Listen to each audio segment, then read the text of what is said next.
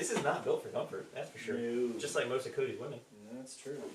Actually, no. Actually, Like, that's That is an incorrect point. Actually, it's more Donnie's women are. That is an incorrect point there. I appreciate that. Thank you. Yes, a lot of the women. I'm not saying that right now. Okay, it's just funny.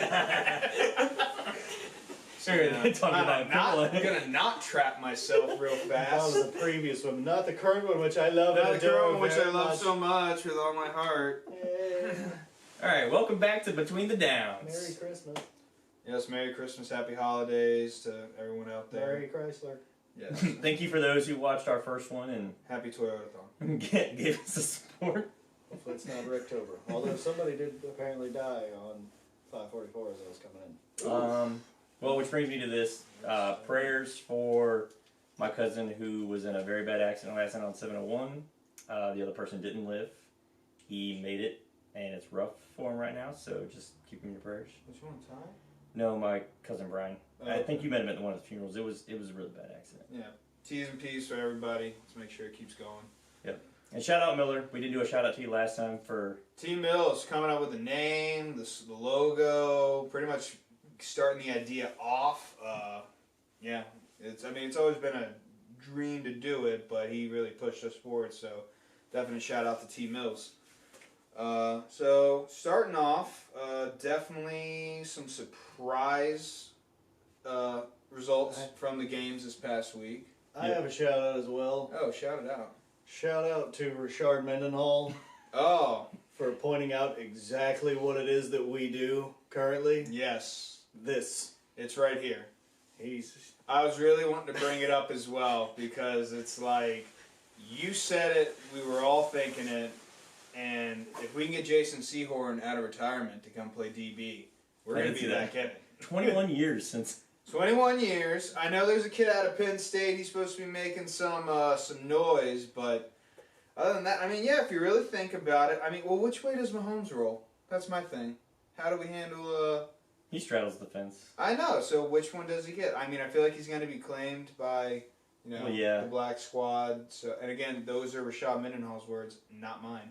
I feel like you could put Christian McCaffrey on defense. He'd probably play defensive back. You'd have to play some of the receivers on the You other have side. to. You'd have to Julian Edelman and them and let them try Yeah. to play. And let them try Well, to there play. has to have been a few that have played DB at some point in their lives, and it's really just don't get me wrong, you're going to double Tyreek Hill regardless, but everyone else. I mean, you got the number one back with Christian McCaffrey. I feel like O-line outside of Trent Williams, pretty much, It's I would pretty- say it's all pretty white. good, yeah. Basically, the Eagles' offensive line. Most of the Eagles' offensive line, Yeah. with the exception of maybe Quentin Nelson from Indianapolis. Oh yeah, I gotta get him in there. Receiver-wise, I mean, you got Cup, Got Hunter Renfrow. Hunter Renfrow. That's a solid slot, and we would use him right. Shout out for a local. Yeah, local Hunter Renfrow.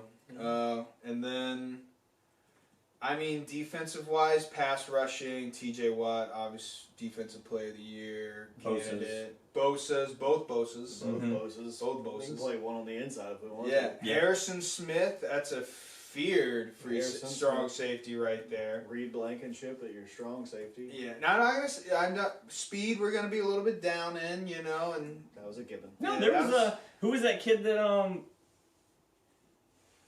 Dion was impressed with during the 40. I'm trying to think what position he ran. I think he played defensive back, and he had a pretty fast 40. He was- that's the Penn State guy I was talking Oh, about. okay. I couldn't remember his name because he ran he ran under a 4.4. I There think. was a didn't he? receiver for the Chiefs He ran running a 4.4 as Yeah. well as, and yeah, we can try to use one of the others. It'd be an interesting thought. I wouldn't hate it. I wouldn't hate the idea.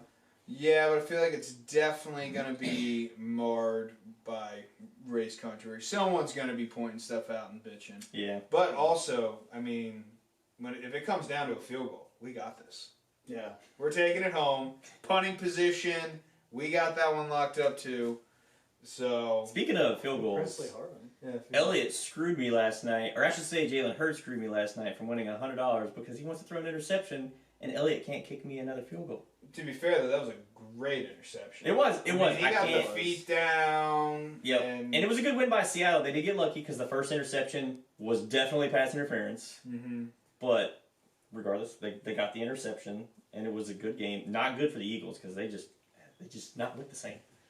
No, it's basically what I've been saying is going on. The offense isn't as sexy as it was last year. It's pretty much tush, push, or bust, and unfortunately, that's how it goes. And the defense, which is supposed to be top notch, is really fallen off.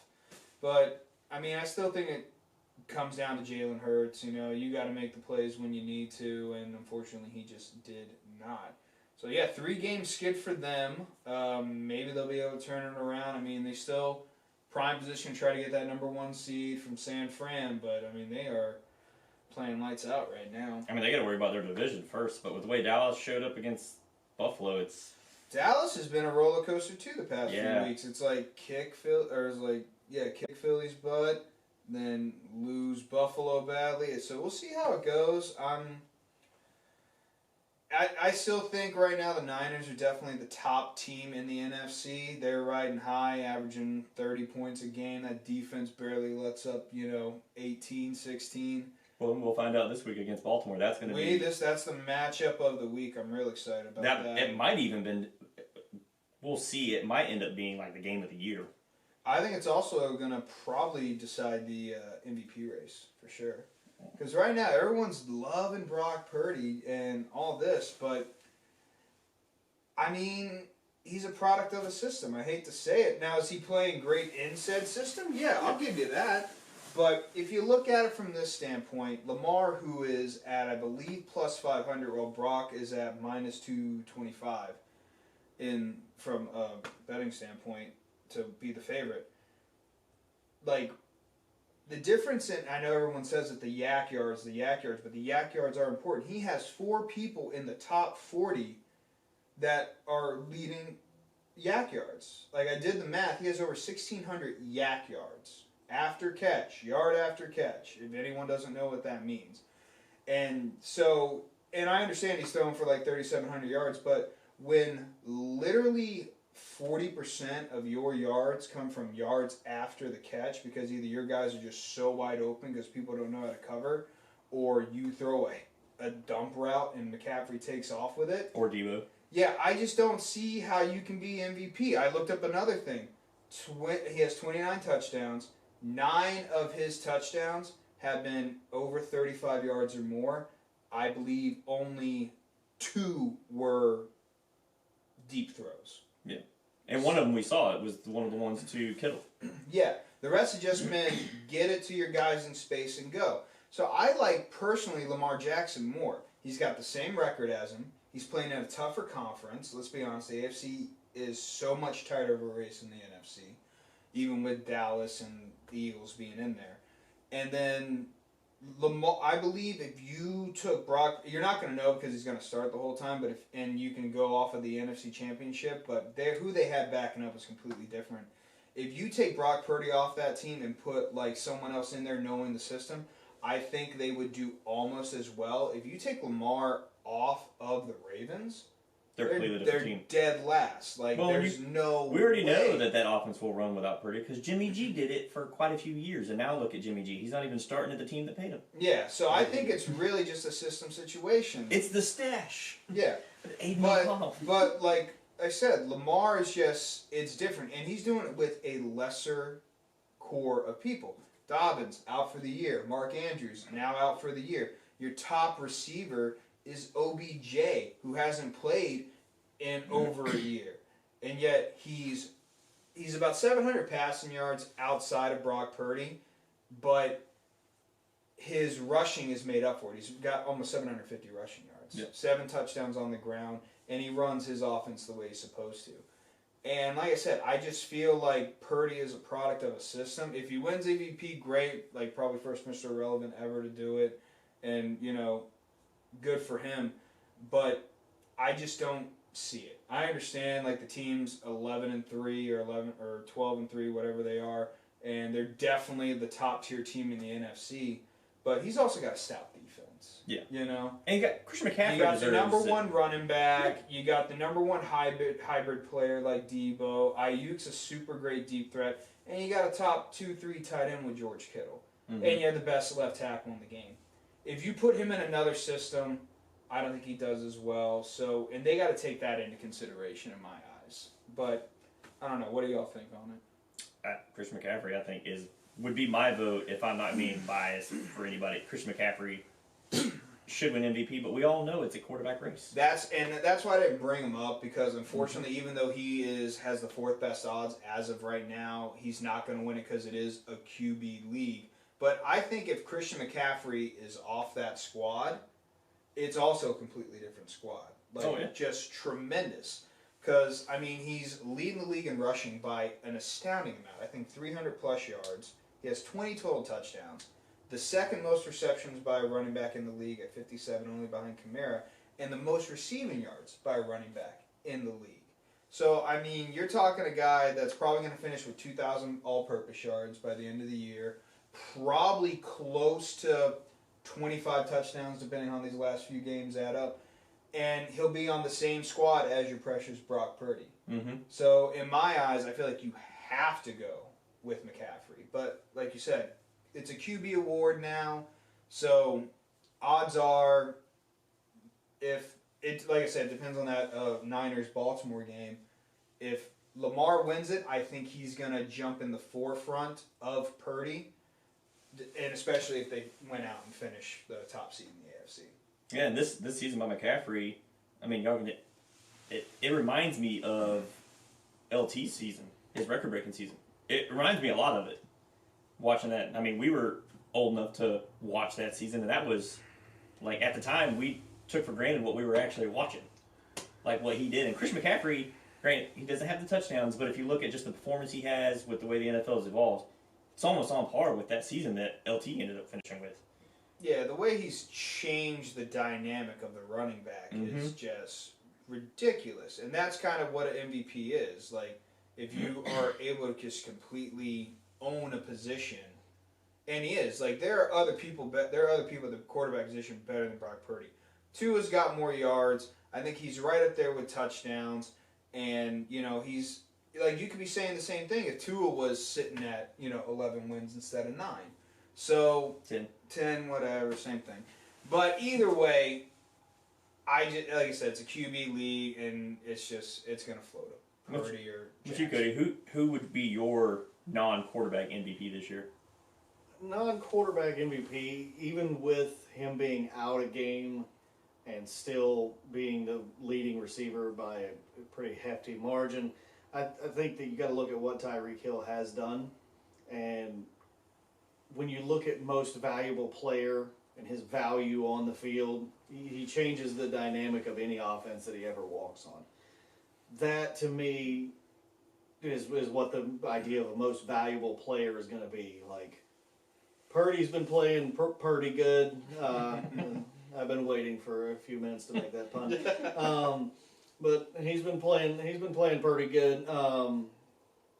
And he's been doing well, and it's not taking anything away from Brock Purdy and what he's done. I don't think Sam Darnold would have been able to do this as his backup.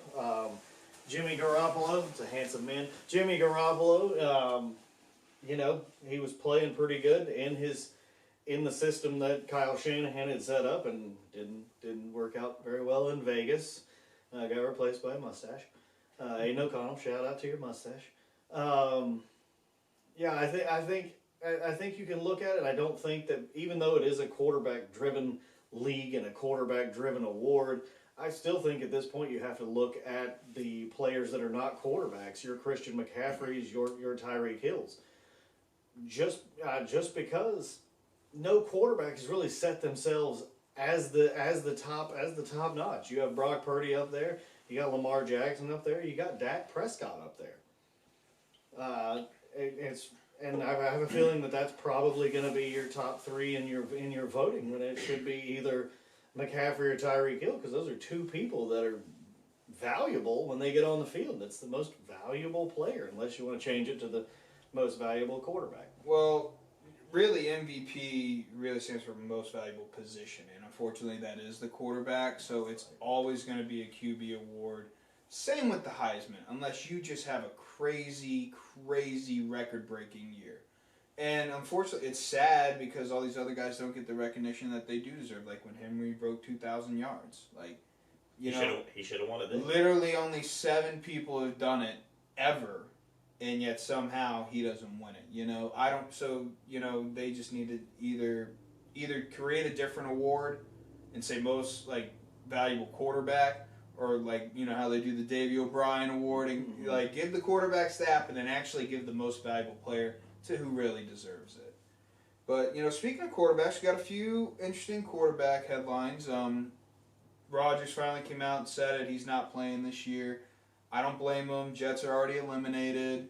Plus, the more you lose, the better draft position you're going to get. Maybe get yourself a tackle that's not going to let you tear your Achilles in 4 plays. Yeah. You know, smart move on their part. Sure. And smart move on his, I mean, but definitely kudos to him for tearing an Achilles and being out there, you know, 4 short months after and throwing the Brock all over the field. But, yeah, smart move on him. You know, you're already out. There's no point. And I don't think any of us were shocked. I never even thought for once that he was going to come back this year. With all the stuff that he takes on his darkness retreats, Ayahuasca. I would love to have some of those because that's what it would take for me to believe that he was actually going to come back in this season. And it had nothing really to do with his health. It was once you had several games with a backup quarterback, whether it be Zach Wilson or Boyle or Simeon. Trevor Simeon. Shout out to Trevor Simeon. You're still alive. Yeah, that would shock me. I was like, he's still in the league. He's still doing stuff. Oh, yeah. He, you know, Denver for a little while. We don't talk about that. But, yeah, at that point, and then you couldn't piece it together as an offense to at least keep them in playoff contention just in case he was able to come back. Yeah, it's just, you know, we take a moment of silence for the Jets season as they have now passed and are not going anywhere. Not that it was that much in question because it's the Jets. They'll find a way to screw it up. Well, speaking of like New York teams, I just thought it was hilarious how him and Tommy Cutlets had kind of the same path of what happened. Both win their conference player of the weeks, both start the next game, both get knocked out, and now it's just like, well, that was a short week well lived. Hey, good for him though. You know, they got their name recognition out there. And speaking of Tommy DeVito, I did see a funny article where apparently he was supposed to make an appearance at a pizzeria. So, update on that. He actually did go to the pizzeria. Did he? Yeah, He he did. He had to make amends for it. He didn't want that bad publicity of jacking up his price because he won one game. I mean, don't get me wrong, he's a hot commodity take in New advantage York. while you You have gotta it. pay to play. That's how it works. Yeah. Another QB change. Falcons switching back to Taylor Heineke. I think they just finally said Desmond Ridder isn't the hope we were hoping for from a second-round pick out of Cincinnati. I think we were calling that last year, though. We didn't think Ridder... I didn't think so either, Yeah. but I mean, you drafted him kind of high. You got to take a shot. Yeah. So I think that pretty much sums it up that Ridder is either probably just going to stay and be the backup, or they keep Heineke for some veteran presence and get rid of Ridder, and then they're going to take a quarterback this year. I mean, there was quite a few quarterbacks from last year's draft class that, like Malik Willis, we said the same thing. We didn't think that he was going to cut it either. Well, two classes ago, but same kind of realm. Like I said, with Ridder, it's just like you take a flyer on a second rounder, even though he was the second quarterback taken overall, he's still taken in the second round for a reason. Yeah. And they tried it. I'll give it to him, but also I think they got to figure out what they're going to do with Arthur Smith because the way he's calling plays, and you know, you got a running back that you took 7th overall, touching the ball 8 times. You're going to lose. Look how Detroit did it. They got a guy that was taken 12th overall, and he's making big plays, scoring touchdowns, rushing, catching, when Bijan was coming out as the better back. So it's like maybe you need to utilize him more or you need to get out of town. And with the weather, that was a game where they both running backs should have touched the ball 15 times, 20 times. Yeah. It just weather permitting, and he just, I mean, granted, he did have a fumble, but you got to go back to a guy like that young after he fumbles it. It's like, it's going to happen. Plus, you need to do whatever you can to not lose to the Panthers. Oh, yeah, I mean... he should have been fired right after that, regardless, you know? Like, and they don't even win off of scoring touchdowns. They went off of kicking 3 field goals. I know, So it's like, obviously there's something wrong with your offense. He, I believe, was the offensive-minded guy at Tennessee. And it's kind of like how Matt Canada was and Brandon Staley. You got hired because you're supposed to be good at that spot, and then suddenly your offense or the thing you're supposed to be good at, you're terrible at. Yeah. So I think he's probably on the hot seat a little bit, especially if they lose out the rest of the year and lose a chance to win the really gettable NFC South. Yeah. And all I can do is laugh at that division. Yeah, it's terrible, but like we said last week, someone's got to win it. Why not the Falcons? I mean, they could do it, but you got to call better plays. I mean, your defense is definitely good enough to win you the division, but if your offense is slacking, then you're lacking.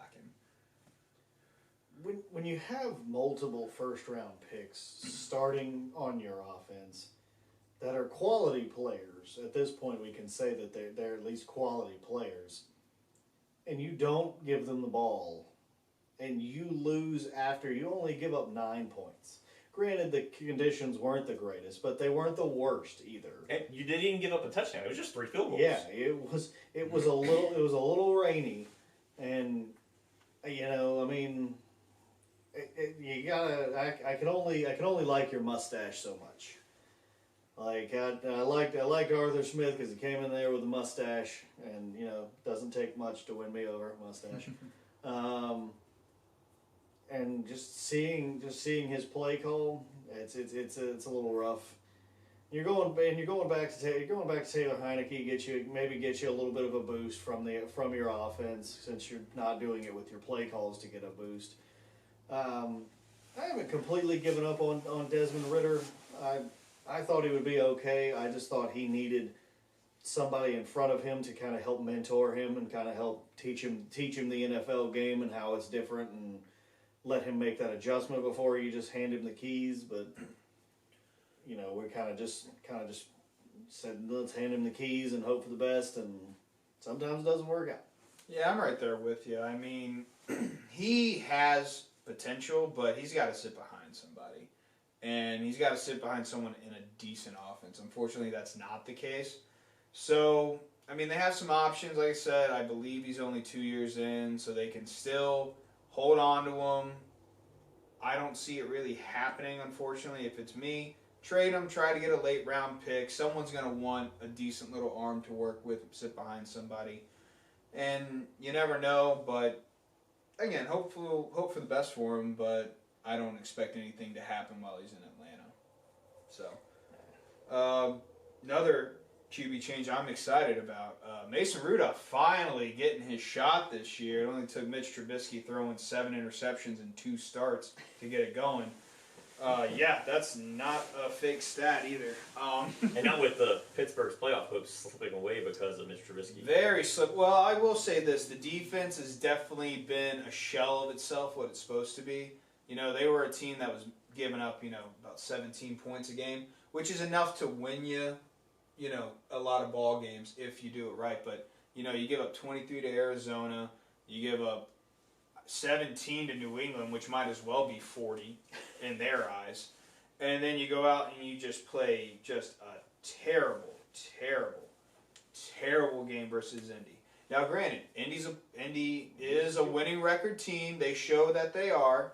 But still, you can't go out and get embarrassed like that, especially when you go up 13-0. It's just terrible. Yeah. We were watching that from the Christmas party, so it was... Yeah, it wasn't my favorite time to be a Steelers fan. I mean, I'm still hopeful, but the easiest part of your schedule is over. Now you got to go in on Saturday, play a hot Cincinnati team with a quarterback who's able to get it done. And then you got to deal with Baltimore one more time and Seattle, who just coming off a big win versus the Eagles last night. So you're playing some real hot teams. The way I see it, Mike Tomlin's streak of winning seasons is over. I mean, it was a good run, 17 years. I don't think it'll be broken anytime soon. But I mean, I'm glad Mason's going to get a shot, but most likely they're probably going to maybe win one more game versus one of the divisional opponents and then lose the rest. So they'll finish 8-9. Most likely going to be a top 15 pick. So I'm excited about that. Maybe they can figure it out there. But, fingers crossed. We'll see. What about you? I think it's a fun coincidence. that you're getting this close to Christmas and you're finally starting a guy named Rudolph. You know, I think a lot with Pittsburgh is you haven't been extremely healthy at the right time, and that's what it takes if you're going to try to get into the playoffs and make a playoff run. Like, health comes into a lot of it, because you can be a good team and not be healthy and not be able to prove that you are a good team, or you could just be a regular team and get hot at the right time and win. The New York Giants with Eli Manning. Mm-hmm. But I think that change for Pittsburgh. I think what you're trying to do is you're trying to get an offense going. You have the pieces to be able to be a good offensive team. You just have to get going. You can't sling it on 4th and 2 when you only need 2 yards and you were in field goal range already. Be able to tie the game. So not real sure what you're doing, or what. I know that on every play call there is probably somebody that does go down the field. Doesn't mean they need to get the ball thrown to them when you only need 2 yards. Like, if you're an NFL team and you can't run the football for 2 yards, especially with a running back that's 235 plus, then it might be worth trying to refigure out what your offense does, and that's what Pittsburgh's trying to find. Is they're trying to find their offensive identity at this point in time, which is a little late in the season to do that for a team that's trying to be a winning record, trying to make a playoff, and trying to get to the playoffs. Yeah, well, it just kills me, just to wrap it up, because it's like after Canner got fired, it was supposed to be Kenny's little audition under somebody else, and he was actually doing pretty well. But then, he hurts the ankle, so then you're dealing with different play callers, which is what we wanted, but you're dealing with a backup QB who doesn't really need to be in the league. So, fortunately, it's probably a waste for Kenny this year. I think they're still going to keep him, though, roll with it, and you're dumb if you think the Steelers are going to fire Tomlin. So, and speaking of playoffs, there were quite a few teams that were eliminated this week.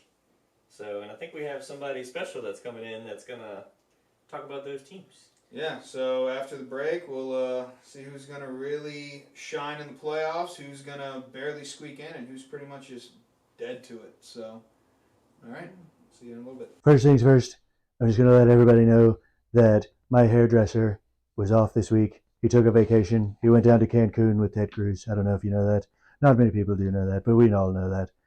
All right, so what am I doing here? Okay, so here's what we're doing. We're going to point out the losers. And by losers, I mean teams that are not on the playoffs this week. In the playoffs, on the playoffs. Is it on top of it? Or is it under it? It's probably under it. Is it like furniture? Furniture. All right, so here's all the teams that are not in the playoffs. The Patriots, I love Tom Brady. He doesn't play anymore. Well, that's why they're not in it, because he's not playing anymore. Okay, then the Jets, I fly in jets all the time. I love my jet. It's wonderful. It goes very fast. There's also a bathroom on it. Rudy uses it all the time. The Titans, like Clash of the Titans, like that was a good movie back in the day. I don't know if you saw it. Not many people did see it, but I saw it. We got the Panthers. They're in Carolina. I once knew a girl named Carolina. She was a good girl. She was. Well, she was probably a bad girl. You know what I mean? It was just stuff. Doesn't matter. All right, the Cardinals. That's a bird. I love birds. They're red birds, white birds, all kinds of birds. I'm a bird fanatic. I don't know if you know this, but not many people do know this. Birds. Washington, I used to be there. That's why they're not winning, because I'm not there.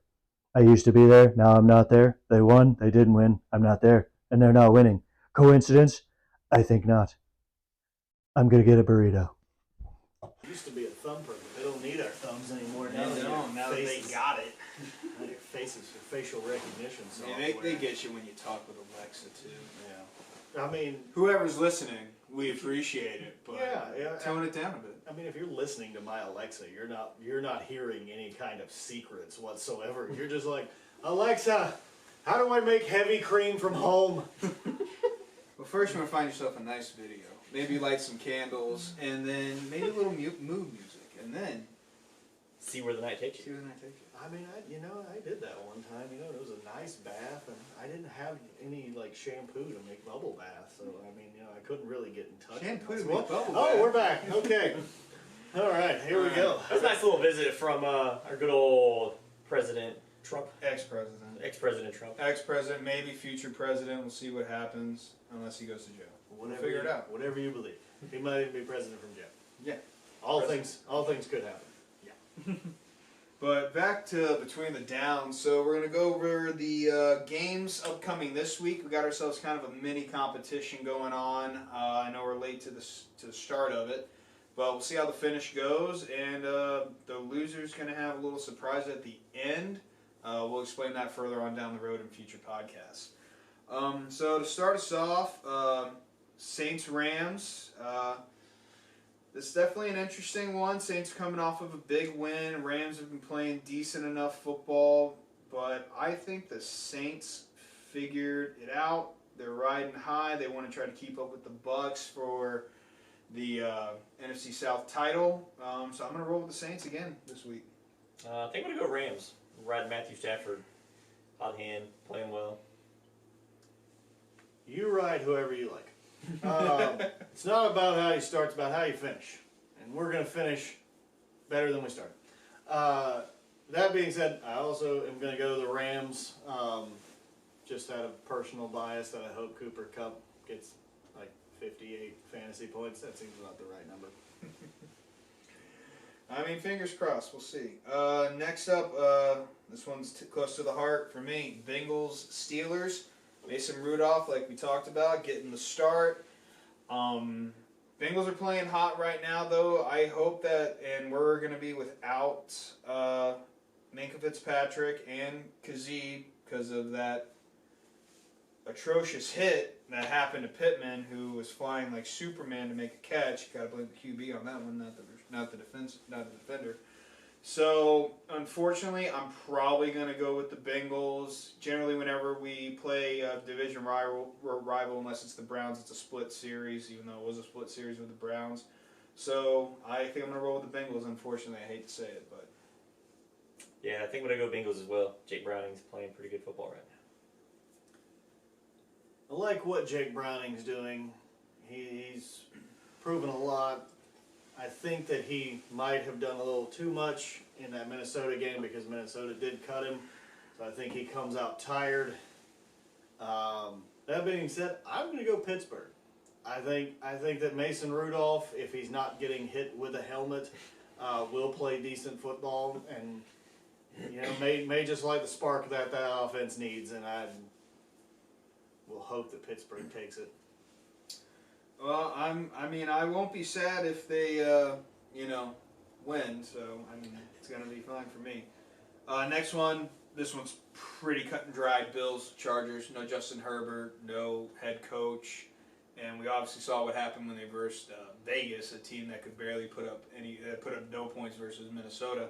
So, Bills, landslide, it's not even close. Yeah, they might even break the NFL record if they actually tried.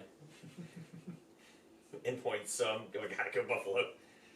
Yeah, I mean, the Chargers, you have no quarterback, you have no head coach, you essentially have no will to live at this point if you're the Chargers.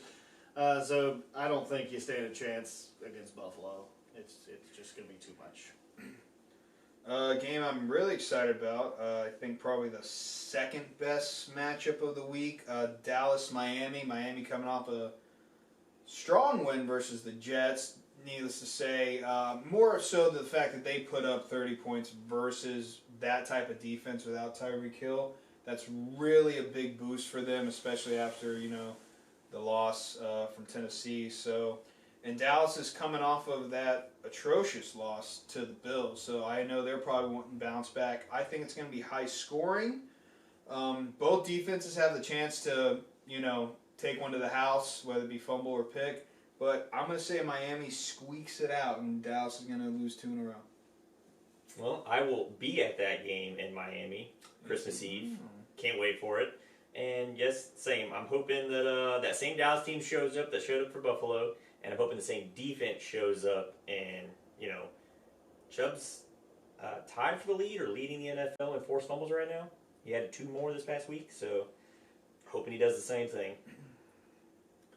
Well, I'm gonna quote Dak Prescott on this one. I'm gonna go, here we go. Because I'm thinking, here we go, Dallas. Because I'm going Dallas on this one. I think that they get their horrible loss out of the way, and then they tend to regroup and play pretty decently the week after. Not sure how close to 100% that Tyreek Hill is going to be.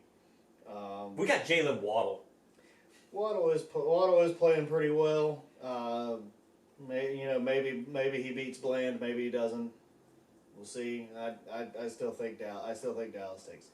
I just think it comes down to which defense shows up. If the Miami defense versus Tennessee shows up, then Dallas will probably take it away. But they're playing solid ball right now, and that's just I think Miami's going to take. Like I said, I feel like it's probably going to be high scoring because those defenses definitely have the ability to give up a ton of points, and those offenses definitely know how to score. But I think, like I said, Miami should take it, but it might even come down to a field goal. So. And plus, James Cook just went off on Dallas, and we have, I would say, our tandem of running backs is a little bit better than James Cook. If Achane's able to stay healthy, yeah. I think so. Browns, Texans. This one, again, Joe Flacco somehow able to pull out a win last week. Like I said, earned him an extra $75K based off his contract, so good for him. And it was just reported that Stroud is most likely not going to play this week. So I think that really hurts him there, as we clearly saw. And like I said, Nico Collins still up in the air, and Tank Dell's out for the year. So I'm going to roll with the Browns. Yeah, I got to roll with the Browns too. Stroud being out is a huge difference. Noah Brown stepped up last week. He had a decent game, but I don't think it's enough. And like Skyline Chili, I believe that the Browns are just going to run through the Texans. Okay. Next, so we got another matchup, not as pretty underwhelming actually. If I had to choose, you got two teams already eliminated from the playoffs. Washington Jets. We'll see how it rolls. Don't know if Zach Wilson's going to be in. Regardless, either way. Washington, their defense is pure garbage. Jets have a really good enough defense. Not quite sure what either team's playing for. I'm going to roll with probably Washington because they have a more potent offense. And you still don't know what the question is with Zach Wilson. Is Trevor Siemian going in? Are they rolling back to Tim Boyle? Either way you cut it, Rodgers ain't going in. So, yeah, I'm going to roll with Washington. Yeah, I think it comes down to you have the Washington offense, which it's been pretty good. Pretty high octane, against the Jets defense, which we all know is good. But then you have Washington's defense, which is terrible, and then the Jets offense, which also terrible. It's so pick your poison. It's which one steps up. I think it comes down to Washington's defense and the Jets offense.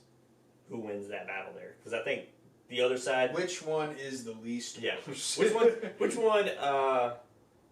Yeah, least worst is I without saying anything that's too far out there. Yeah, exactly. So yeah, I think I'm gonna go Washington though. I think slight edge there. Just better offense is gonna win against a better defense most days.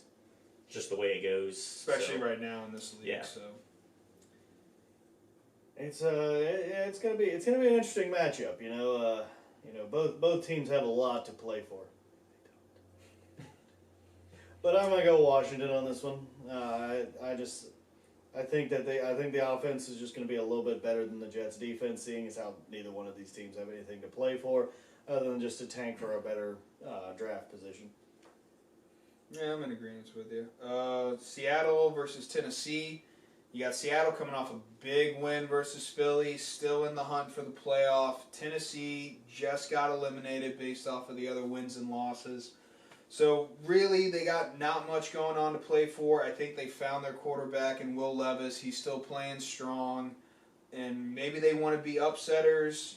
Maybe they try to tank to get a better pick because you don't know what the deal is with Hopkins is going to be next year. Maybe fall a little bit further down, grab one of these good receivers that's coming in the draft. So, I'm still going to probably roll with Tennessee. I think Will Levis has that don't-want-to-lose mentality. And Seattle, like I said, they got lucky versus Philly. Kenneth Walker finally had a great game. Of course, when I was already getting my butt whooped in playoffs by 50 points. But Shout out Lane. shout out T-Lane. Yeah, you really saved the best for last, didn't you? You're welcome for Noah Brown, by the way. With your giant head. Didn't start Noah Brown. But didn't need to, trust me. So yeah, I'm gonna roll with Tennessee in the upset and see what happens. I think we're at Seattle. I mean, Seattle's coming in off that hot win. Granted, they might have got lucky. It's still boosts them. Drew Lock played better than I thought he was going to. You know, I mean, he did. He didn't do anything that was overwhelming, but he did enough. And Kenneth Walker definitely stepped up and did his part. So I think I got to go with Seattle on this one, and think that they continue the hot streak, and you know they actually have a playoff spot to fight for. Tennessee's just playing, you know, just to play. I mean, they could try to ruin some playoff hopes, but I don't know if they're too worried about that at the moment. Yeah, Drew Lock played pretty well, you know. I mean, I don't know if enough to trade him away if you're Denver. Yeah, thanks for that. But you know, they did play pretty well. But I agree with him. Will Levis, I believe, has that dog in him. And he is playing pretty well. I do find it pretty curious that Geno Smith just happens to miss 2 games. It just happens to be against the 49ers, great defense, and against Philadelphia, which that defensive line is just a massive group of individuals. A little curious, and it's like, oh man, my leg hurts. Especially since he was dressed out for the game and warming up, Yeah, and then just decided, I'm gonna hang out in the locker room, guys. but I think Seattle has more to play for, and I think that's going to be the motivator in this game, and I think Seattle takes it in the end. Okay, all right. Got a little difference there, but we'll see. Colts, Falcons. Falcons coming off a devastating loss to the worst team in the NFL. So, you know, they definitely want to bounce back. That defense is still pretty solid, but Colts offense is still pretty potent. I mean, you don't know what the deal is with Zach Moss. I believe, he break his arm? I believe that's what they said. So he's probably not playing, but their backups sure did a damn good job versus us. And Pittman's probably not going to play due to concussion protocol. If he does, great. If not, still got Alex Pierce, Josh Downs, and Mo Alley-Cox. Mo Alley-Cox. sprinkled in there. He gets in there a little bit. I'm going to roll with the Colts. I think the Falcons are pretty much reeled it in, even if Heineke's going to play. They just, when you got Arthur Smith calling the offense and you're taking your first-round running back and only giving him 8 touches, you're going to lose every time. And I think that trend's going to continue. So I'm going to roll with the Colts. Yeah, Sam, I think you touched on all the bases. I got to go with the Colts as well. Gardner Minshew's been playing. Gardner Minshew. Playing lights out. Probably the best backup in the league. It's Uncle Rico. Yeah, but also you got to think, he was already in that system when he was in Philly. He started before. So actually when Anthony Richardson went down, I was like, I think they're going to play just as good, if not better, because of Gardner. And sure enough, he's proven to be so. Yep. A team in blue was able to beat the Atlanta Falcons last week. This blue, actually. And a team in blue will beat the Atlanta Falcons this week as well. That blue. Yeah, I think the Colts. I think the Colts take it. I don't think it's even relatively close, to be honest. Well, speaking of that team in this blue, Ooh. Carolina playing Green Bay. You know, lightning's not going to strike twice there. I'm glad they got their second win, especially when they don't even have a chance at the number 1 overall pick. So they're definitely fighting for that. Yeah. But Green Bay's offense is doing pretty well, even though their defense is just terrible. Joe Barry, their DC, don't know why he's still there. He might have some secrets on Matt LaFleur we don't know about and just is blackmailing him into staying. But just with Carolina's offense not being great whatsoever, and Green Bay's offense being able to put points on the board versus that defense, Green Bay's going to take it. Yeah, same. Green Bay. Carolina, I don't think has what it takes to stop Green Bay. I think Jordan Love has a pretty good game this time, and I think he walks away with it. I mean, sometimes you just have video of other people getting peed on, but that's neither here nor there, you know. And don't count out Carolina. I mean, count them out in this game because they're going to lose this game. But in general, actually, go ahead and count them out. They're out of the playoffs. They're out of this game. They're out of their minds. Maybe he should be out of the league. Who knows? Who knows? If NFL Europa was back, we'd probably be calling on some of them to come play. Yeah. Bring it back. I would like to see it. Detroit, Minnesota. I like this game, even though you got Nate Mullins at the QB still. I'm assuming. He played okay, not super great. Detroit Goff was just a machine last week. I'm gonna say they continue to do so. They're gonna pretty much seal the division with this win. So I got to roll with Detroit, even though I know Minnesota's fighting to try to get in the playoffs and or win the division because they got these guys twice in the next 3 weeks. But I got to roll with Detroit. Yeah, shout out Jared Goff. I bench you because you've been playing like crap and you throw 5 touchdowns. Didn't matter. I'm not in the playoffs anyways, but I'm going to go Detroit. I've been to Minnesota. I didn't like Minnesota. I don't like Minnesota here. I'm going Detroit as well. There we go. Segues. Another interesting matchup, Jags versus Tampa Bay. Baker coming off a tremendous game, second quarterback ever to pose a perfect passer rating in Lambeau, first ever road QB to do it. And you got the Jags, they're dealing with Trevor Lawrence's injuries still. Maybe he shouldn't have came back from, his high ankle sprain. But, I understand you're fighting for a playoff spot. I think Tampa Bay is going to take it. They're riding the high. They're first in the NFC South. They want to try to keep going and take it. And I believe in Baker. I'm on the Baker train again this week. I think I'm going to go Jacksonville on this one. I think they dig deep and they find what it takes to shut down Tampa Bay in that terrible division that they're in. Put them back in their place. We'll see. If we're going to go with Bakers, we got to go Baker Mayfield. It used to be Swedish Chef. That was my Baker of choice. Now it's just Baker Mayfield. So I'm going to go BakerMayfield as well. That was more of a Chef Boyardee guy. I thought he was a pretty good one, too. That's pretty solid. Top five. Definitely top five. Yeah. Arizona, Chicago. This feels just kind of a waste. Somehow Chicago still has a chance at the playoffs. Don't know how. That's how weak the NFC is, in my opinion. Arizona, they're just fighting for a better draft pick. I think right now they're still the second overall pick, maybe third, depending on the New England game. And Justin Fields is playing well enough to get this win. And I think Deontay Foreman, hopefully they just run all over him. So I got to roll with Chicago for this one. Yeah, same. I'm going Chicago. I think Justin Fields, I'm hoping he lights it up for fantasy reasons, but we'll see. He's got a shot. Like I said, Arizona defense, pretty trash. Nothing really to play for. And like I said, somehow Chicago still has a chance to make the playoffs. So they're fighting until they're told they're eliminated.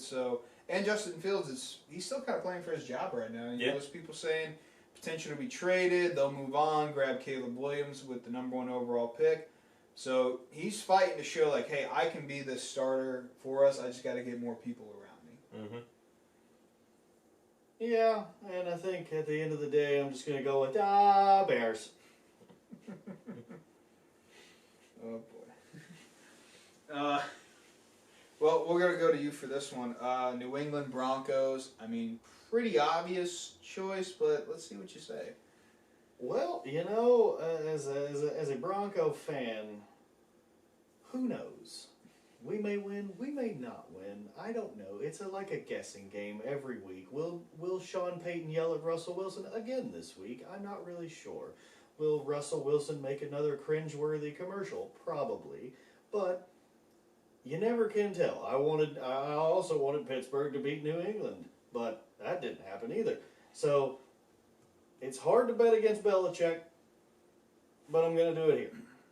Mainly because I'm a Bronco fan, and I'd like to see Russell Wilson go off, not just because he's my fantasy quarterback. Yeah, this one, it's close for me, which it shouldn't be, only because New England's defense is still a top 10 defense in my eyes, and Bailey Zappi's actually been playing pretty well. Not well enough to win last week, but still, you're versing Kansas City. You had to do what you could, but you still put up points on them, and that's a solid defense. You played well for a while. You scared him. Yeah, the game's 4 quarters, but you played well for a while. Yeah, and with Denver, it also depends on what Russ shows up. Is it going to be the reliable 13, 14 fantasy points Russ, or is he actually going to have a game? And Javon Javonte Williams definitely slackened the past few weeks in the run game. So hopefully they pick that back up. I'm going to roll Denver, but I feel like it's going to be closer than what people think. Yeah, I think I'm gonna go Denver. Yeah, and I think it's gonna be closer than people think. I would venture to say the over under probably under 20. Mr. Total? Unlimited. Yeah, I don't see it being a high scoring game. Well, you just did the best betting line in Mr. history. Unlimited. Yes. And then for the Christmas games, 3 of them on Monday. Super excited about that. I know my girlfriend won't be because it's going to be on the TV. Sorry to burst the bubble. Vegas, KC. I mean, don't get me wrong. Vegas put up 63 versus the Chargers. Great game for them, but Chargers are not Kansas City. So, and Patrick Mahomes, they're wanting to prove like, hey, we're still the team to fear in the AFC. So I think they're going to have a bounce back game. Vegas defense not really that great outside of Max Crosby. And I think they're going to pretty much handle him dealing with all that. It just also depends on, is Kadarius Toney going to do something to screw it up, or is he actually going to play legit? We'll find out. I'm still rolling with KC for this one, though. Yeah, same.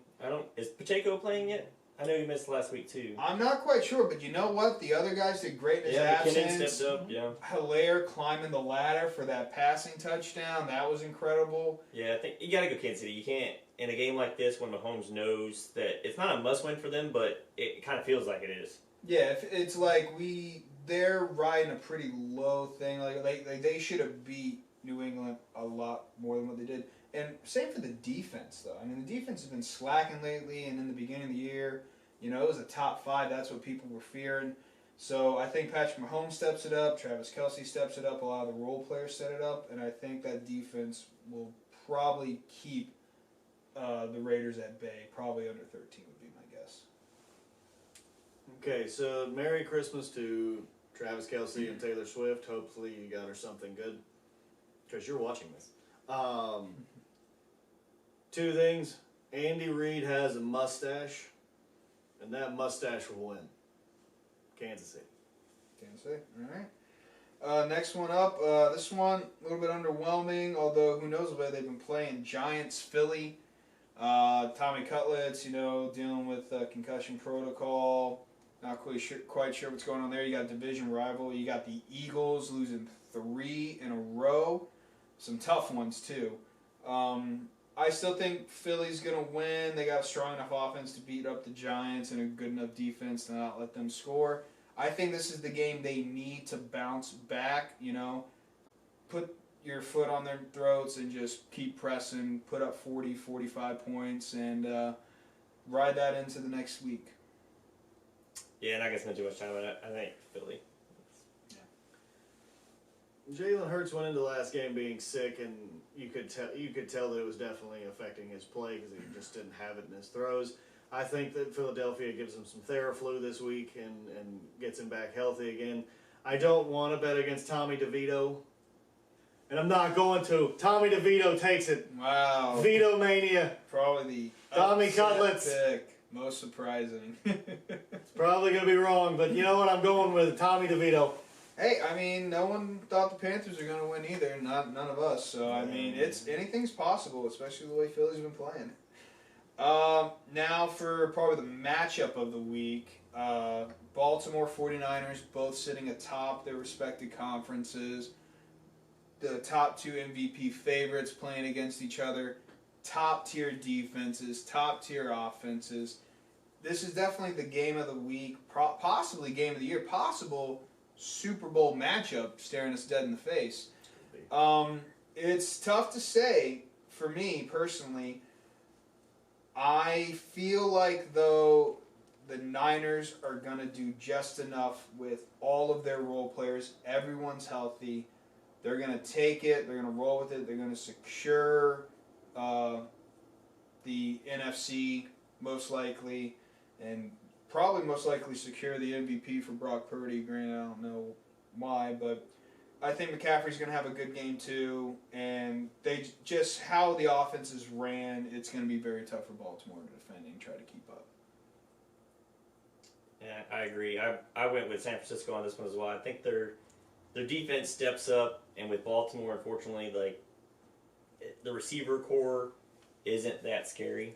It's not as strong, especially without Mark Andrews. Exactly. And I feel like they're going to contain Lamar Jackson Yep. well enough and make him say, like, you're going to have to outthrow us and not run us. Yeah, I think that's what it comes down to is those great defensive ends that San Francisco's got containing them, and then I don't think enough people around him are going to step up when they need to. Yeah. I just think it's one of those games where Lamar's going to try to do it by himself because nobody else is going to step up.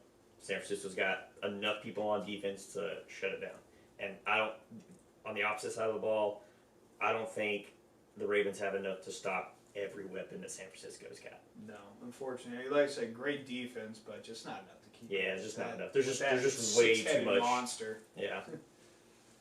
Yeah, just to echo what they said, and I mean, Ravens are still playing well even through the injuries of J.K. Dobbins and Mark Andrews, and now Keaton Mitchell also being out for the season. Don't Google that. That one was rough to watch. Yeah, you gotta score more points than your opponent. That's the name of the game. Is just scoring more points, and I don't think the Ravens will be able to score more points than San Francisco will. So I think San Francisco takes it. Merry Christmas to the 49ers. Yeah. Merry Christmas to Brock Purdy, who will probably get the MVP with the solid. It's really going to be gifted to him if that's the case. Mm-hmm. But yeah, so we'll see how it turns out with the matchups this week. Hopefully, we win more than we lose on this one. I'm counting on that because I definitely don't want to be the loser at the end of all this.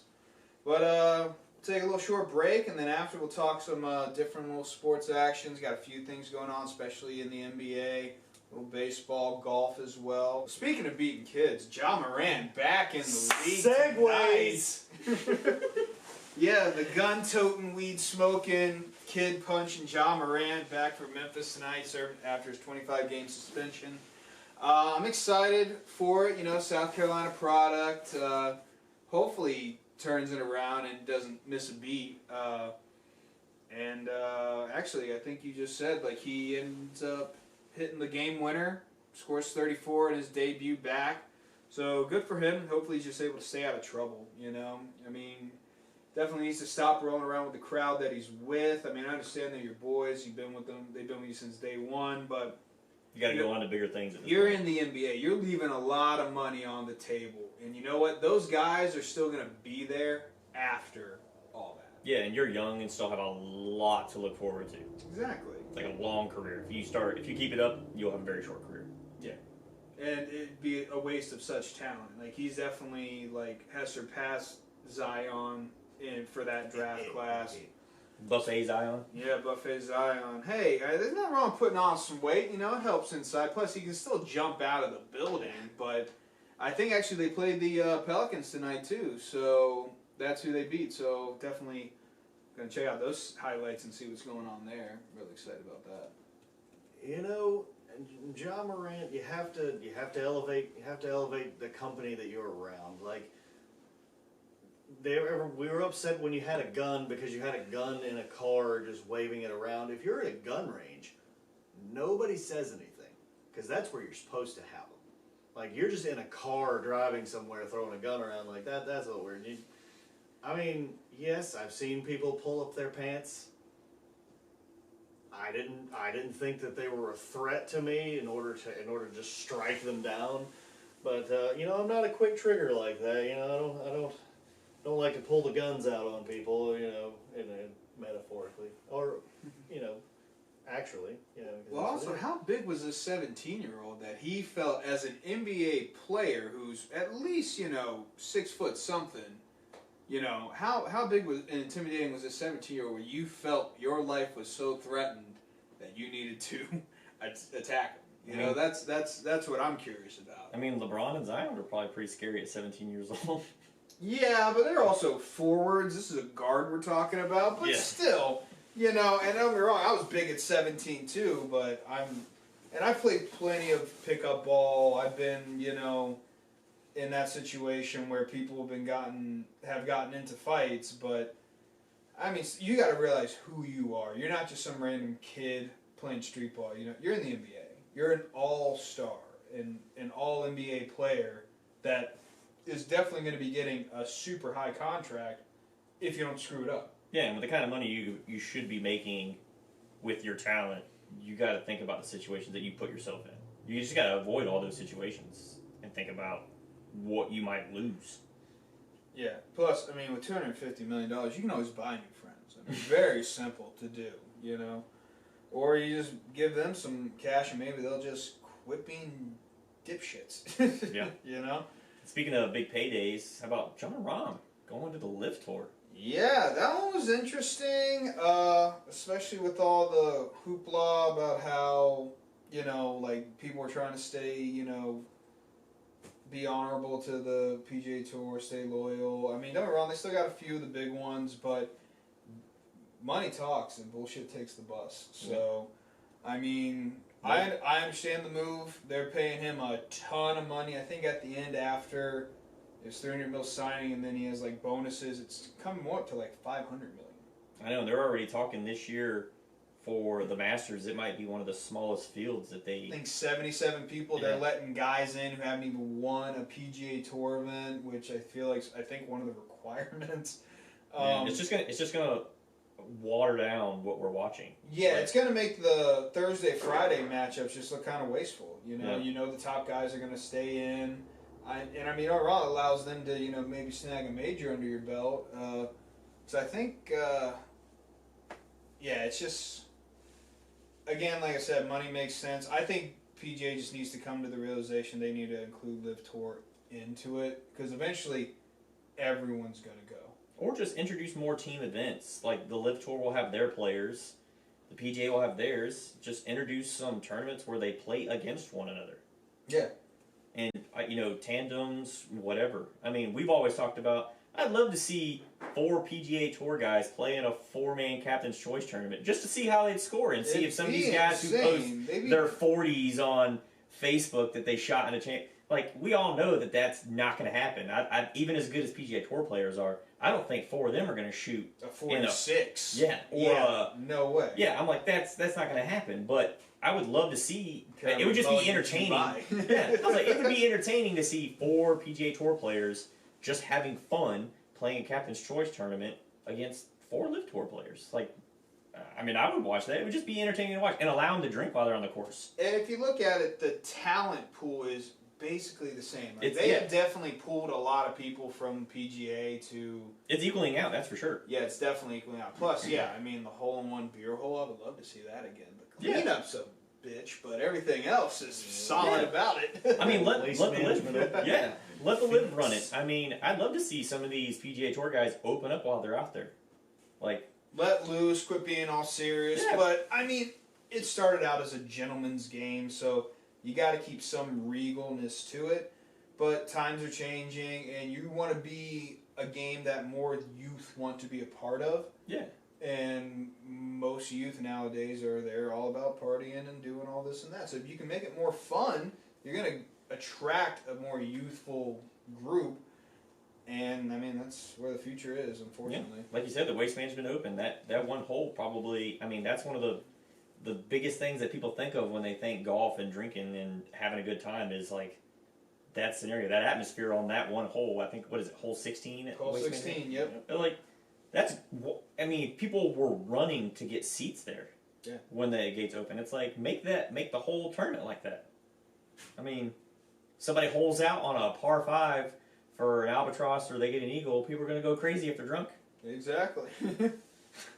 All those young kids where they're drinking and they're partying. I mean, they can't get back to normal golf. What's normal? Those damn Dawson's River kids sleeping in each other's beds? I mean, YouTube golf's taking over now, so... I don't mind it at the moment. You'll have the Masters, and that'll be your regal golf event because it is the Masters, and that's just what it is. I don't mind the smaller field. I'm interested to see somebody get a chance to play at the Masters, like, because you're gonna see one of a couple of things during this Masters. Is you're gonna see people who probably shouldn't be on the course out there with them shooting 110. You know, I mean, that's what I shoot pretty much. You know, every time I go play golf, so that's always fun to see. It's like, hey, he's professional. He does it too. He's like me. Well, we shot that this past week. Exactly. And also, you know, I mean, then that might leave somebody that just happens to be playing hot at the right time that just gets into the Masters and just like, wait, who is this guy? And it's just like we all have to Google him at that point, and then he just, you know, he gets invited to 3 other things. I'm interested with it.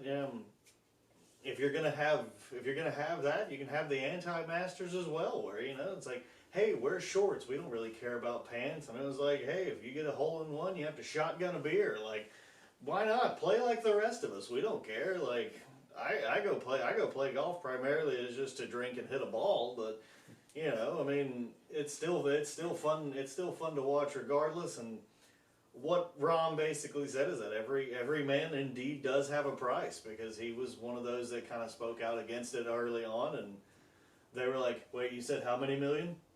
It's like, oh yeah, Live Golf, yeah. I mean, I can go there. Yeah, well, that's fine. Yeah. So, you know, I mean, gravitate towards a game that everybody can watch and has a little bit for everybody. I love watching the Phoenix Open at the Waste Management Open at Phoenix, where they have that hole where everybody just throws a beer on the hole. I mean, you know, if somebody gets a hole in one, like, I mean, if I get a hole in one on a golf course, I'm jumping in the closest body of water that they have there, because I don't do that. I'm not even going to be close to the green, let alone a hole in one. So if it goes in the hole, I'm going in the water. Well, plus tournaments are already so long. What's an extra 30-minute cleanup? You know, you'll live. But yeah, like you were saying, I mean, to be honest, It's like waiting behind Patrick Cantlay. yeah, to be honest, the PGA Tour maybe has 10 premier events where people actually tune in to watch. The 3 FedEx Cups ones, the majors, Like the John Deere, Wells Wyndham. Fargo. Yeah, like, you know, you got Wells maybe, Fargo. yeah, you got like 10 probably premier ones where people actually watch. And if you get involved with the Live, it's gonna provide, I think, more viewership for you.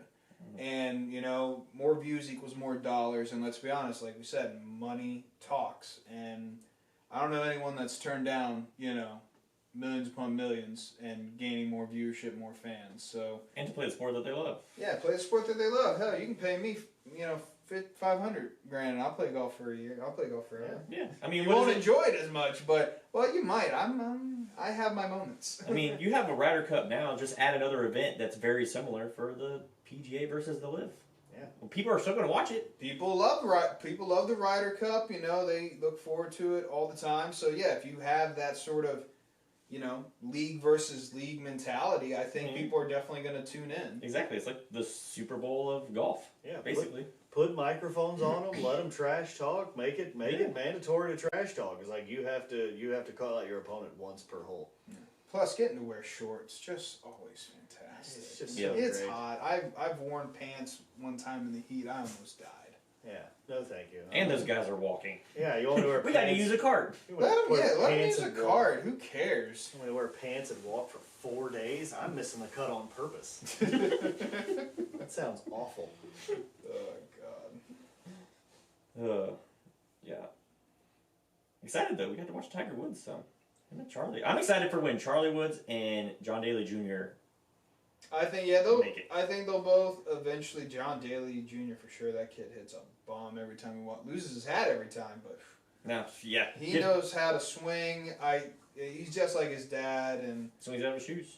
yeah, I'm excited for it. Like, Give him yeah. a couple years and let's have the match with Charlie and John Jr. Oh yeah, 1,000%. I'd watch that.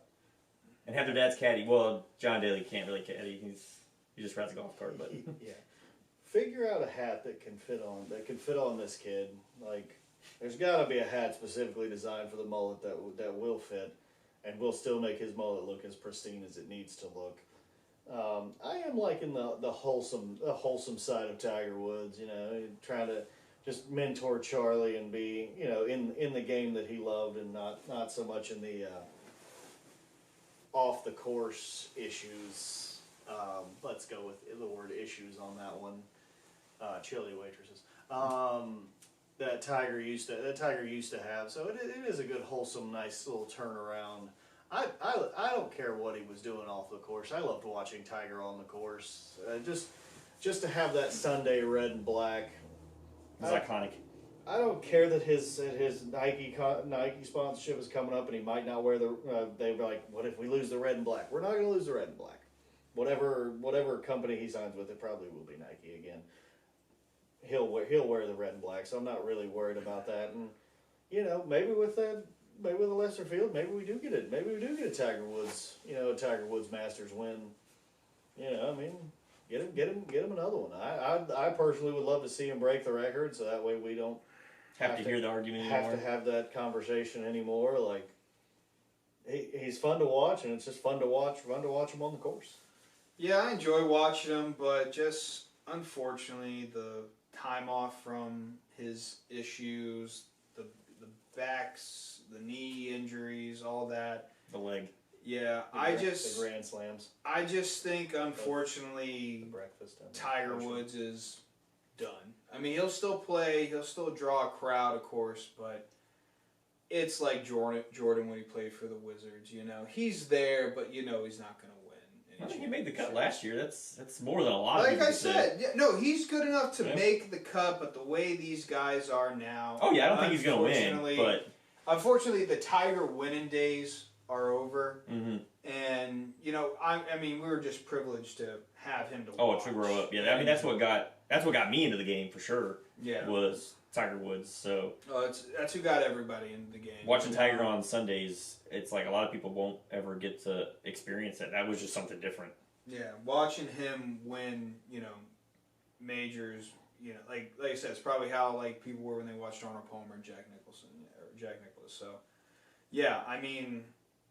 They probably watch Jack Nicklaus. They probably watch Jack Nicklaus. I would love to see that matchup too, Jack Nicholson and Jack Nicklaus. Yeah. I mean, I don't know. Maybe let them fight each other. I'll see how that goes. Yeah, just Jack's not doing nothing. Just put him in an off sport. Have him play pickleball. There we go. Oh, that's perfect. I mean, Yeah. that's the new sport of the age. I bet they Yeah. both do it. So Yeah. Let him just dominate, and then we'll just have the most confusing announcer. Nicholson to Nicholas, Nicholson, Jack to Jack. Here we go. I don't know which one to go with. This one to that one. you can probably let Al Michaels do it since he's not doing any. I think he said he's not doing any postseason games, right? Or is it? Yeah, supposedly not. Nobody brought him on. His contract said that he could do games, but they ended up bringing in somebody else. They didn't even use him.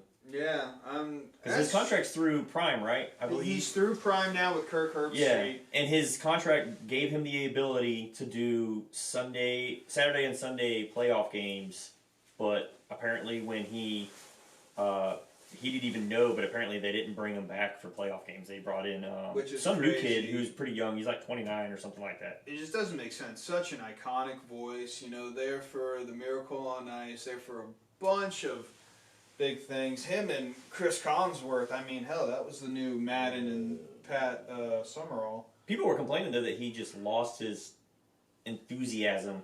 I mean, I get it. I mean, I felt like when he went with 2 Prime and left NBC and Chris Collinsworth, I mean, he definitely did it for the money. I get it. You worked hard to get that paycheck. But, yeah, I mean, you're dealing with Thursday night football. I mean, the games are better, but it's still not Sunday night football. Well, it was more so, I think the people were saying the reason they didn't bring him back for the playoffs was because of the Jacksonville game last year and how his play-by-play just, for such an iconic game that it was last year, you just didn't have that enthusiasm behind it.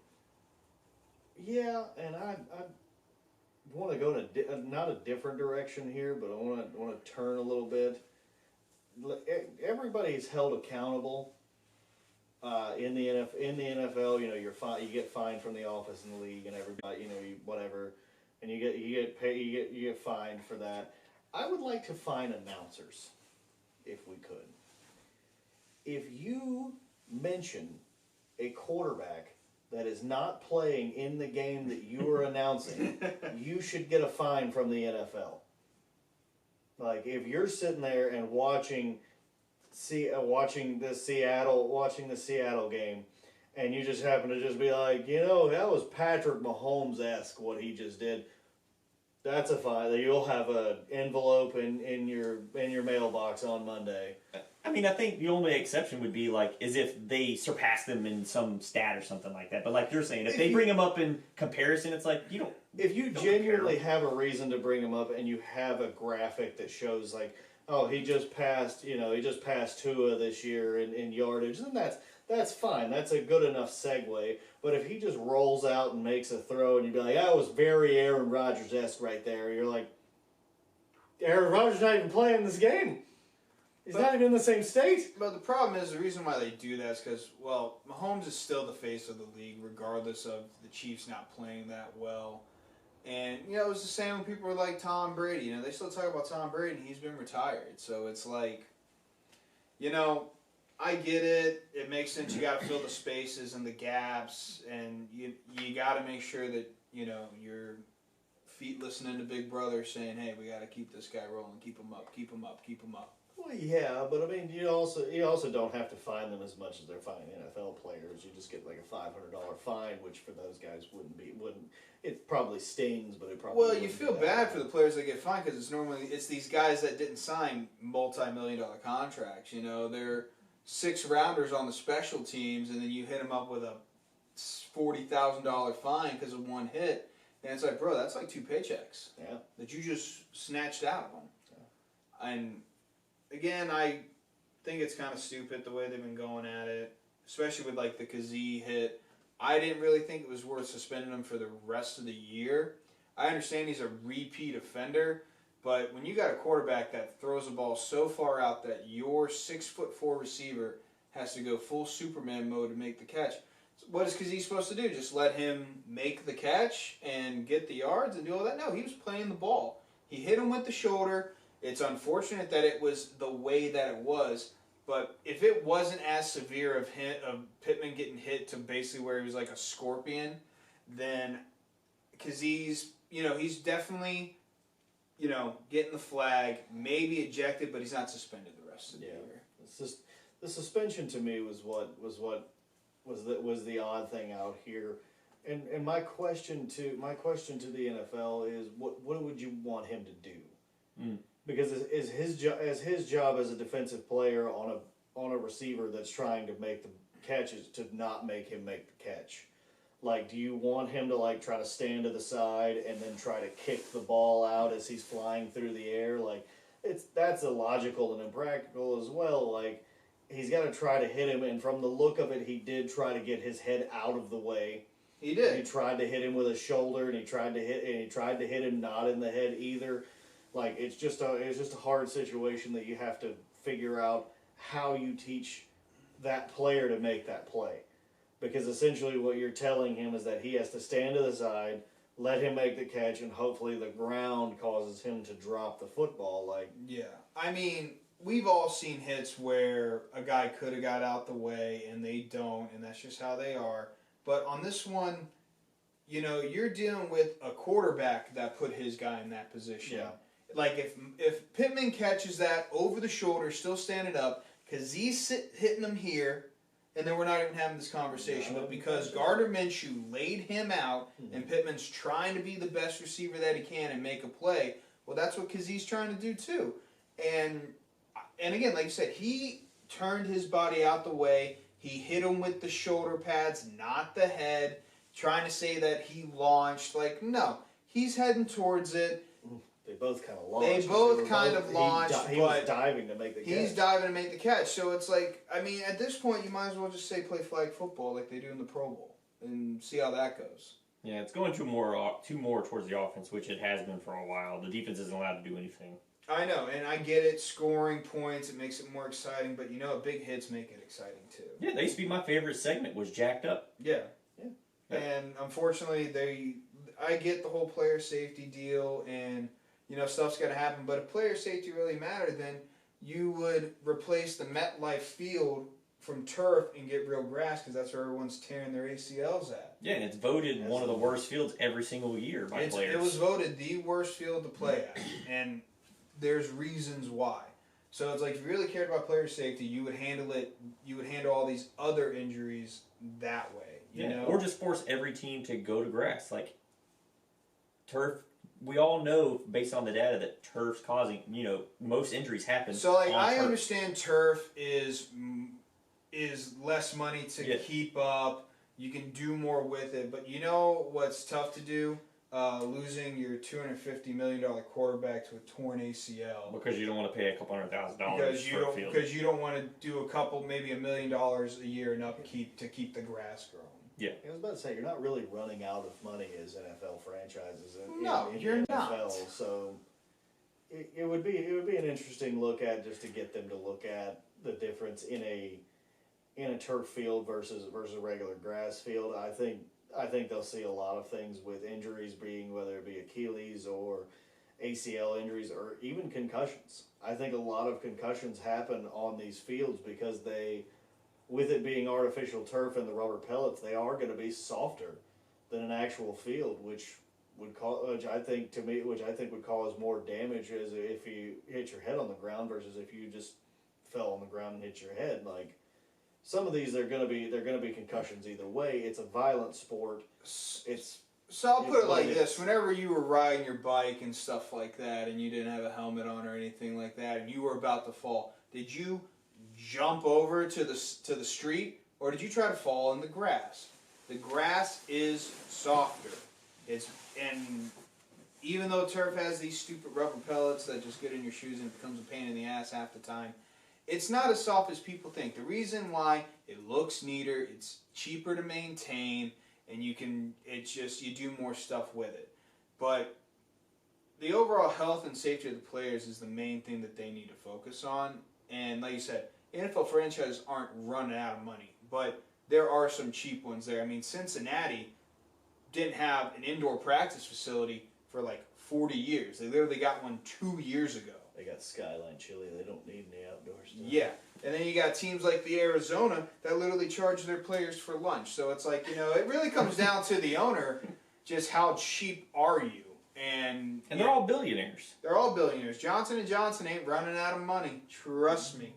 So You got $5 for that sandwich. yeah, exactly. But We're the Arizona Cardinals. yeah, I think again it's Not Meals on Wheels. they need to lay off the hitting, like focusing on these hitting from New York, and maybe pay attention to like the bad calls from the refs, or all these other injuries that are going on. But the league's going to prioritize what it wants to prioritize. I'm sure when the new rules come out at the end of the off season, there's going to be some hubbub about what's happening. I know there's talks about changing the kickoff rule because, lo and behold, they changed it. Now they're upset that more kickoffs aren't getting returned. It's like, well, you got your wish, and this is what was going to be the result, and you should have seen that. So if you start banning certain tackles like the hip drop tackle and players want to hit, then you're going to get a game that not a lot of people are going to enjoy. I think in one of the kickoffs, they should just no fair catches that aren't in the end zone. And I think for all the balls that land in the end zone, I think you should have to run and catch that and call a fair catch.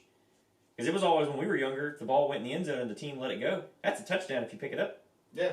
I think when the ball hits on the 1 yard line and rolls in the end zone and then the refs call it, it's like, that should be a live ball. Yeah, that hit in the field of play. Now, if you kick it out the upright, Well, perfectly yeah, there's nothing understandable. you can do about that. Can do. But and then the guys that are calling fair catch Unless on you the put it 5 in the yard nets line. like the AFL. Yeah. The But- arena I league. mean, it's not much just to field it and take a knee. Or Exactly, yeah. end zone. Or calling a fair catch on the 5 yard line. It's like you're telling me you can't run 20 yards and get back to where it would normally go. Like if you fair catch it in the field of play, not in the end zone, you should get it right there. Especially with these guys on the kickoff not getting a running start like they used to. Like they're starting from a standstill, and I think you got to have at least 7 in front. So, I mean, you should be able to catch it at the 5 and at least probably get to the 20, 25 for the most part. And I mean, I get it. Sometimes it's worth it from a field position standpoint. Like if you don't want to waste any clock, you'll get it at the 25 easy. But we've seen some pretty good games where a kickoff has changed the atmosphere of what's going on. I think that happened with Baltimore, recently. So, like I said, the NFL is going to do what the NFL is going to do. The rules, some are great, some are just complete bullshit. And like I said, they'll figure it out or not figure it out. And they'll reap what they sow eventually, but right now they just want to do what they want. They want to control it. So I understand. Yeah. Well, that's a good place. We'll wrap it up for this week and hope everybody has a Merry Christmas. Yeah, Merry Christmas, Happy New Year, just in case, because we don't know when this guy's getting back from Miami. So hope he enjoys it down there. Thanks for watching Between the Downs, and we want to continue just providing you with that great content that everyone loves. Yeah, hit the subscribe button. Hopefully we'll have a lot more to come. Like, subscribe, comment. I definitely want to see some comments. Like I said, if you want to comment something that you want us to touch up on, we'll definitely do it. Let us know how we're doing. Yeah, let us know how we're doing. It's always great to hear. And as we wrap it up.